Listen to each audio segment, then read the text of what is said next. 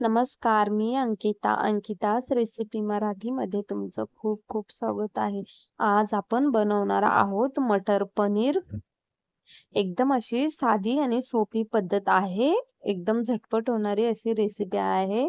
इथे मटर पनीर बनवण्यासाठी 2 मीडियम आकाराचे कांदे, कोथिंबीर, टोमॅटो, धने, हिरवी मिरची, बदाम, काजू, लसूण आणि खोबरं.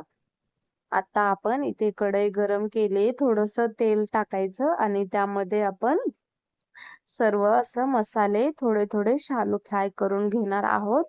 जास्त नाही फ्राय करायचे, नॉर्मल असे फ्राय करून घेऊयात. त्याने अशी मसाल्याला छान चव येते आणि खायला पण असं खूप छान लागते. आता आपला कांदा टोमॅटो असा छान परतून फ्राय करून झालाय. आता आपण टाकूयात लसूण, अद्रक, हिरवी मिरची, काजू, बदाम, खोबरा बारीक केलेला आणि कोथिंबीर. हे सर्व आपण 2 ते 3 मिनिटासाठी छान असं परतून घेऊयात. इथे असं छान परतून झालंय. आता आपण पनीर 100 ग्रॅम पनीर घेतलाय. आता तो असा फ्राय करून घेणार आहोत. तसा पण टाकला तरी चालेल आपल्या आवडीनुसार. मी ते फ्राय करूनच बनवते कालवण पनीर.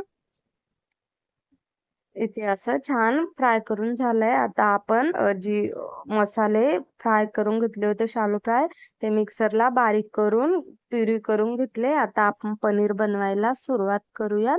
इथे तेल मस्त गरम झालंय. त्यामध्ये कढीपत्ता, बारीक केलेला मसाला, पाणी न घालताच आपण मसाला बारीक करून घ्यायचा. त्याने असा मसाला छान फ्राय होतोय, परतून छान तेल सुटतंय त्याला. इथे लो टू मिडियम गॅसवरच असा मसाला छान फ्राय झाला. इथे आपण घेतलाय लाल तिखट, हळद, हिंग आणि मटर पनीर मसाला घेतलाय, धने पावडर. आता हे सर्व मसाले असे तेल सुटेपर्यंत आपण परतून घेऊयात छान. इथे आपला बघा मसाला एकदम असा छान परतून झालाय, छान असं तेल सुटलंय. आता आपण इथे वाटाणे मी 4 ते 5 मिनिट असे शिजून घेतलेत कुकरला. आता आपण ते मसाल्यामध्ये फ्राय करून घेऊयात. पूर्ण मसाला असा आपल्या मटरला लागला का त्याने एकदम अशी छान टेस्ट येते. सर्व असं एकदम छान मिक्स करून घेतलंय. आता आपण त्यामध्ये टाकणार आहोत फ्राय केलेला पनीर आणि छान सर्व असं मिक्स करून घेऊयात. पनीर जास्त वेळ नाही शिजवायचा आहे, नाहीतर तो असा रबरासारखा वातड होतो. अशी छान मस्त. आता टाकूयात पाणी. पनीरच्या भाजीमध्ये पाणी आपण गरम केलेलंच टाकणार आहोत. वाटाणे शिजवताना जे पाणी राहिलं होतं तेच पाणी मी इथे वापरणार आहे. आणि आता छान अशी मस्त मिक्स करून घेऊयात. एकदम अशी मस्त भाजी आणि खायला पण अशी खूप टेस्टी लागते. आता टाकूयात चवीनुसार मीठ. चपाती सोबत किंवा पुरी सोबत आपण अशी खाऊ शकतो. आता आपण मस्त असं 4 ते 5 मिनिट उकळी येऊ देऊयात. आपली इथे छान अशी पनीर भाजी तयार आहे. आता आपण त्यामध्ये टाकूयात कस्तुरी मेथी.